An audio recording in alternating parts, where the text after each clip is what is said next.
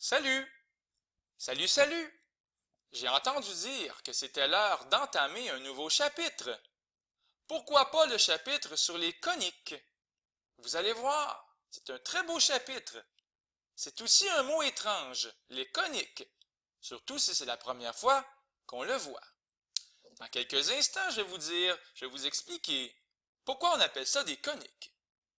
Sur ce, comme à chaque début de chapitre, je vous invite fortement à faire imprimer les notes de cours trouées, une trentaine de pages, disponibles pas très loin sur Internet. Avec les notes de cours trouées, c'est plus facile, plus productif, plus agréable d'écouter mes vidéos. Alors je vous invite à les faire imprimer les notes de cours trouées. Leçon de vie numéro 1. Commençons! J'aimerais ça vous présenter les 4 principales coniques qu'on va étudier dans le chapitre. Nous allons étudier les 4 coniques suivantes. Oui, oui, conique, c'est féminin. J'ai écrit conique suivante. Et même si on ne comprend pas trop d'où vient le mot conique, je pense qu'ici on peut clairement voir que le cercle fait partie de ce qu'on va étudier. On va passer quelques leçons de vie sur le cercle, vous allez voir.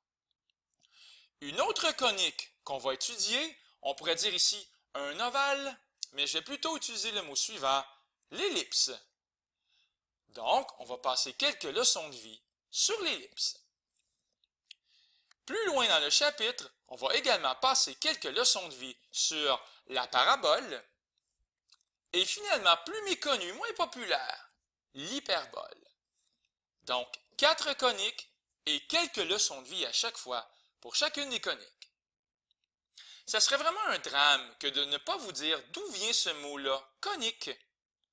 Regardez, on prend un cône et il est là, il repose, il dérange personne, bien debout. Et là, tout d'un coup, il y a un plan qui vient couper le cône, comme une guillotine qui passe à travers. Mais qu'est-ce qui se passe? C'est très agressant, c'est une agression.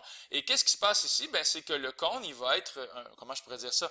Il va être déformé, tiens, il va être coupé. Alors ici, on voit un cercle, ça veut donc dire que le plan, il est passé, la guillotine, elle est passée de façon parfaitement horizontale. Et qu'est-ce qu'on voit apparaître ici? La coupe, ça nous laisse voir un cercle. Et ça fait juste dépendre de quel angle, de quelle façon est placé le plan ou la guillotine, et on peut voir apparaître une ellipse, éventuellement une parabole, ou pourquoi pas une hyperbole.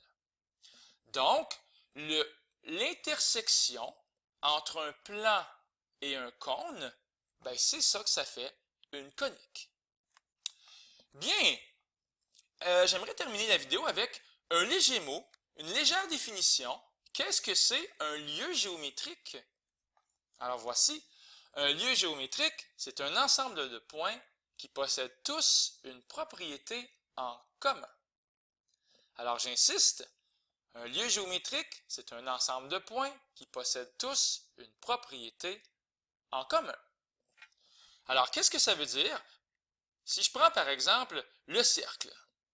Là, n'allez pas me dire que les points qui sont sur le cercle, ce qu'ils ont en commun, c'est qu'ils sont roses. C'est plus profond que ça, ce que j'essaie de vous dire. Les points qui sont sur le cercle, ils ont quelque chose en commun. Qu'est-ce qu'ils ont en commun, tous ces points-là? Mais quand on y pense, il n'y a pas beaucoup de gens qui nous disent c'est quoi la vraie définition d'un cercle. Un cercle, c'est un ensemble de points qui sont tous à une même distance du centre. Alors, tous les points qui sont sur le cercle, ben, c'est la même distance pour se rendre au cercle, au centre du cercle, pardon. Donc, le cercle, c'est un lieu géométrique, parce que tous les points possèdent quelque chose en commun. Et c'est pas qu'ils sont rouges, c'est qu'ils sont à égale distance du centre, qui est ici. Alors, les 4 jolis dessins que vous avez à l'écran, ce sont tous des lieux géométriques.